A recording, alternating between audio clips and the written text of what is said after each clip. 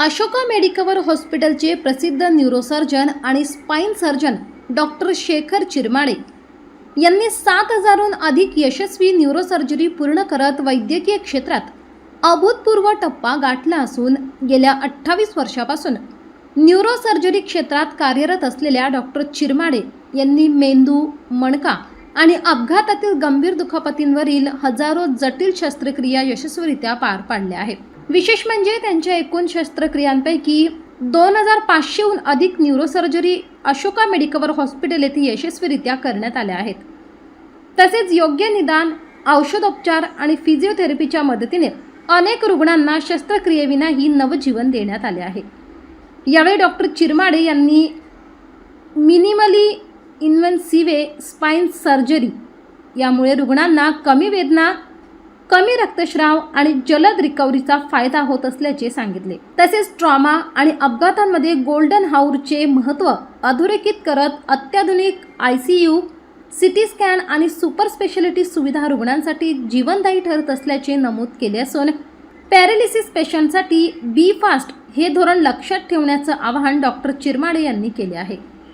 मी doctor Shekhar Chirmade, neurosurgeon, Ashoka Medicover hospital. मी नाशिकमध्ये 28 वर्ष झाले इथे प्रॅक्टिस करत आहे व आजपर्यंत मी 7,000 शस्त्रक्रियांचा टप्पा हा पार करत आहे.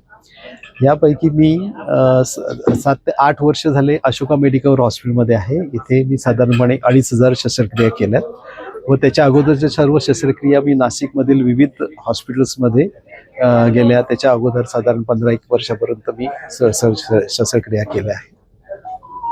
तर यामध्ये इमर्जन्सीज, हेड इंजुरीज याच्यामध्ये मी विशेष असं सांगू इच्छितो की अशोका मेडिकल हॉस्पिटलमध्ये under one roof CT scan, MRI आणि सगळे super speciality consultant, neurosurgeon, neurologist, plastic surgeon हे असल्यामुळे अंडर वन रूफ असल्यामुळे अपघातग्रस्त पेशंटला इमिजिएट ट्रीटमेंट मिळून त्याचा लवकरात लवकर इलाज होऊन त्यांची सुधारण्याची शक्यता ही खूप प्रमाणे वाढते व तसेच ICU केअर ही खूप सुंदर चांगली असल्यामुळे त्याचबरोबर आपल्याला फिजिओथेरपिस्ट, डायटिशियन यांचं सगळं बॅकअप असल्यामुळे पेशंटचे रिकव्हरी होण्याचे चान्सेस हे वाढत असतात.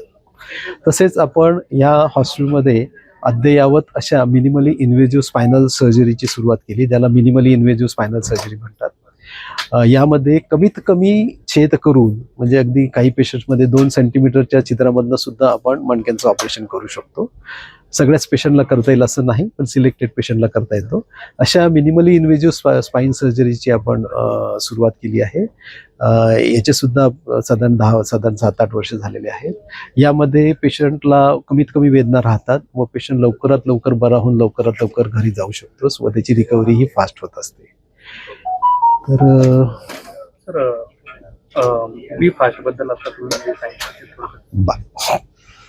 तर तसेच आपल्या इथे स्ट्रोक युनिट सुद्धा आहे. स्ट्रोक युनिट म्हणजे पॅरालिटिक युनिट. तर पॅरालिसिसच्या पेशंट्समध्ये बी फास्ट हे आपण वाक्य लक्षात ठेवायला पाहिजे. सर कुठल्याही पेशंटला बी फास्ट म्हणजे बी म्हणजे बॅलन्स जाणे, ई म्हणजे एका डोळ्याला कमी दिसणे, एफ म्हणजे चेहरा थोडासा तिरपा होणे, एस म्हणजे बोबळी वळणे आणि ए म्हणजे एक हात आपल्याला वीक वाटणे किंवा कमजोर पडणे.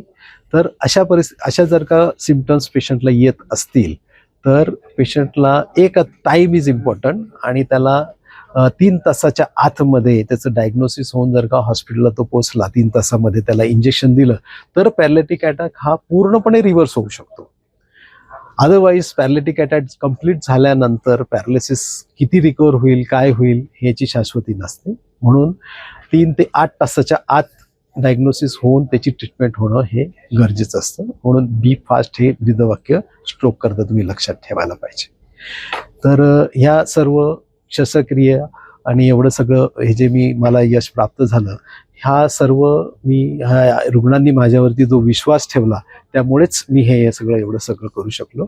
आणि या सगळ्यांचं श्रेय मी माझ्या टीमला, माझे सहकारी, माझे असिस्टंट, त्यानंतर आमच्या हॉस्पिटलमधले doctors, anaesthetist, physiotherapist, nursing staff आणि त्याच्याबरोबरचा सगळा सपोर्ट स्टाफ जो हॉस्पिटलचा आहे, जो सगळं वेळोवेळी पेशंटला गायडन्स देत असतो, यांना मी हा सर्व श्रेय देतो.